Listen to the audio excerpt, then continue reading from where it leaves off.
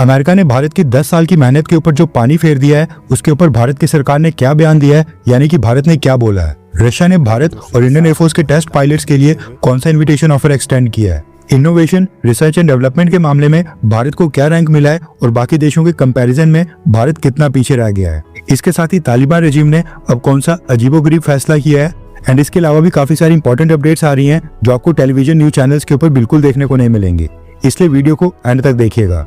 सबसे पहले बात करते हैं भारत एंड अमेरिका के बारे में। फॉरेन पॉलिसी के मामले में यानी कि विदेश नीति के मामले में भारत के लिए चैलेंजेस हर दिन के साथ बढ़ते ही जा रहे हैं। रेफरेंस के लिए आपके स्क्रीन के ऊपर आर्टिकल का स्क्रीनशॉट है।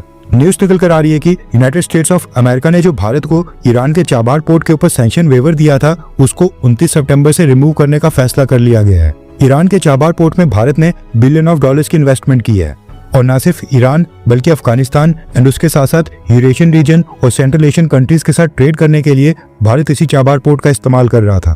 साल 2018 में जब डोनाल्ड ट्रंप अपने पहले कार्यकाल में ईरान के ऊपर सैंक्शंस लगा रहे थे, उस समय भारत के कहने ऊपर अमेरिका ने चाबार पोर्ट के ऊपर सैंक्शंस नहीं लगाए थे, लेकिन अब अपने सेकंड टर्म में डोनाल्ड ट्रंप सब कुछ उल्टा ही करते जा रहे हैं। फिर ये स्टेप तो उठाना ही था। अमेरिका ने अनाउंस किया है कि ईरानियन रेजिम के ऊपर मैक्सिमम प्रेशर डालने के लिए वो स्टेप उठा रहे हैं। सैंक्शन वेवर हटाने के बाद अब 29 सितंबर के बाद से जो भी पर्सन या फिर एंटिटी चाबार पोर्ट को ऑपरेट करती है या फिर ऐसे ऑपरेशंस या एक्टिविटीज में इन्वॉल्व होगी जो कि Iran freedom and counter proliferation act of USA 2012 में मेंशन होंगी, वो सब यूएस सैंक्शंस के अंडर एक्सपोज होंगी।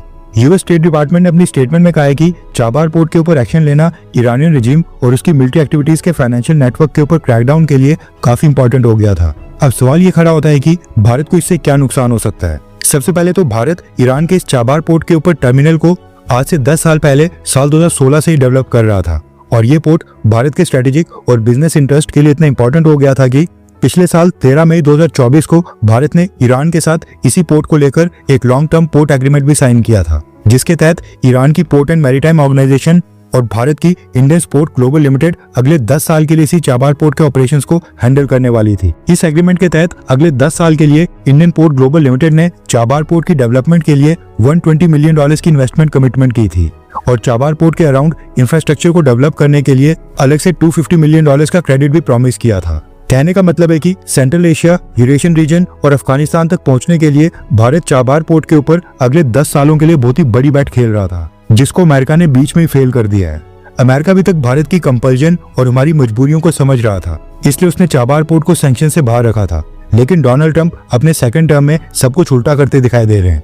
अमेरिका के स्टेप से दो चीजें होंगी, एक तो ईरान के ऊपर प्रेशर बढ़ेगा और दूसरा तो भारत के ऊपर भी प्रेशर बढ़ने वाला है एंड हो सकता है कि डोनाल्ड ट्रंप ट्रेड नेगोशिएशंस में भारत को दबाने के लिए ही इस तरह के स्टेप्स उठा रहे हैं। ईरान के पास तो चाइना के रूप में भारत का एक ऑल्टरनेटिव ऑप्शन भी है, क्योंकि अमेरिका के सैंक्शंस को तो भारत फॉलो करता है लेकिन चाइना बिल्कुल नहीं। चाइना आज भी ईरान से लगातार क्रूड ऑयल परचेज कर रहा है, जबकि भारत ने साल 2018-19 में डोनाल्ड ट्रंप के सैंक्शंस के बाद से ही ईरान से क्रूड ऑयल परचेज करना बंद कर दिया था।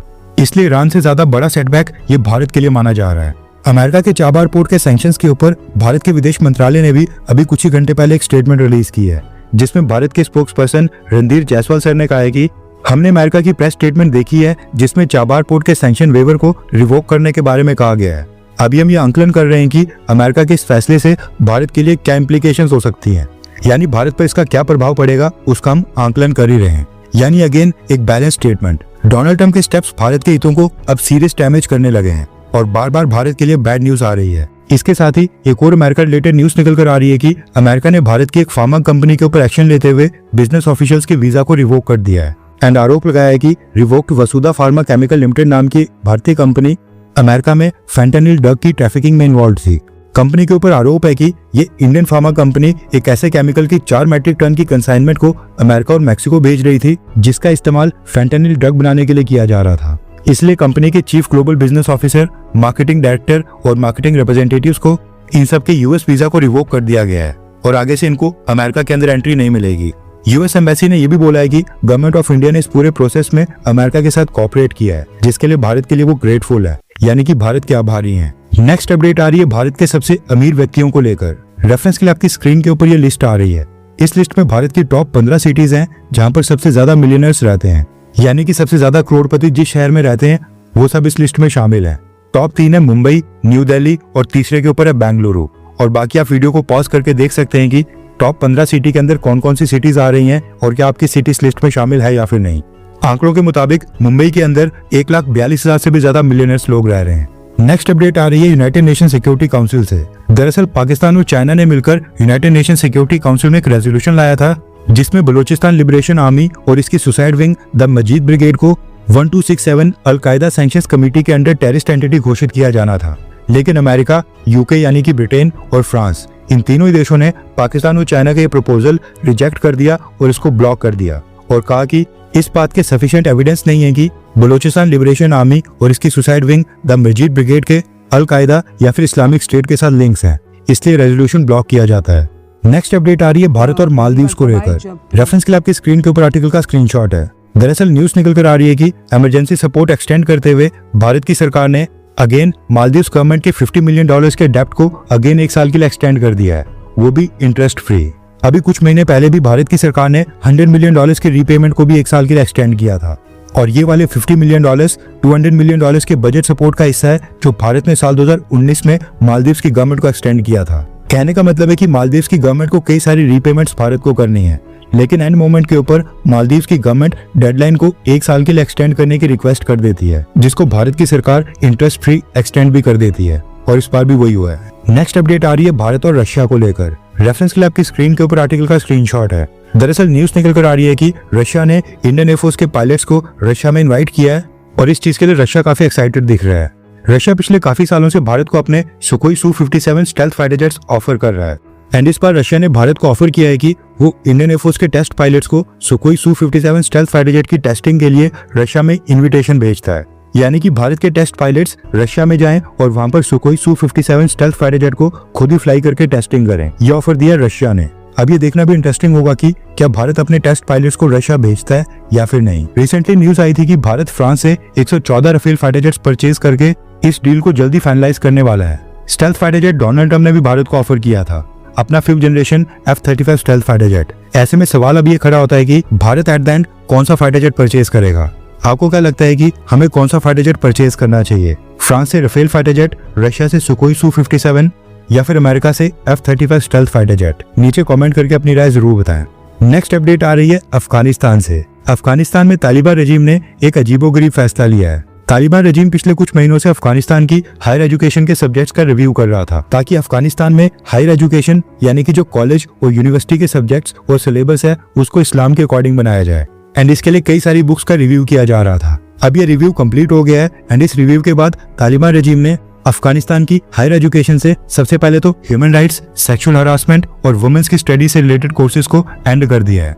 उसके बाद यूनिवर्सिटीज और कॉलेजेस में 140 बुक्स ऐसी थी जिनकी ऑथर वुमेन्स थी, यानी कि एक महिला थी।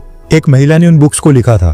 तालिबान ने ऐसी सभी 140 बुक्स को यूनिवर्सिटीज और कॉलेज से निकाल दिया है। तालिबान रजीम के अकॉर्डिंग एक महिला द्वारा लिखी बुक को पढ़ना इस्लाम के खिलाफ है। इसके साथ ही तालिबान ने ईरानियन ऑथर्स द्वारा लिखी 310 बुक्स को भी हायर एजुकेशन के सिलेबस से निकाल दिया है क्योंकि वो एक शिया ऑथर ने लिखी थी।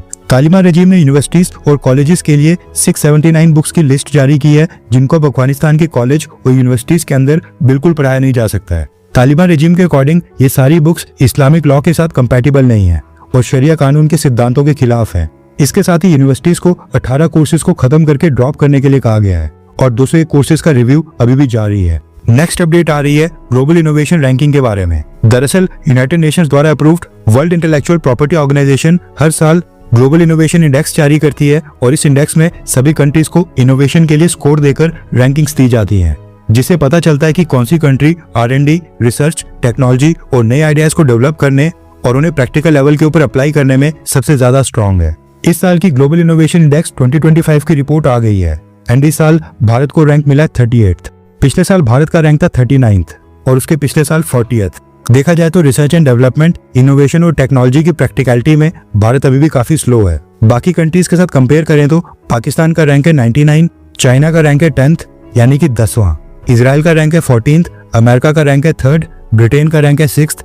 टॉप 3 देशों की बात करें तो स्विट्जरलैंड, स्वीडन और अमेरिका। इसके साथ ही 4th के ऊपर साउथ कोरिया और 5th के ऊपर है सिंगापुर, यानी कि भारत को अभी काफी काम करना बाकी है।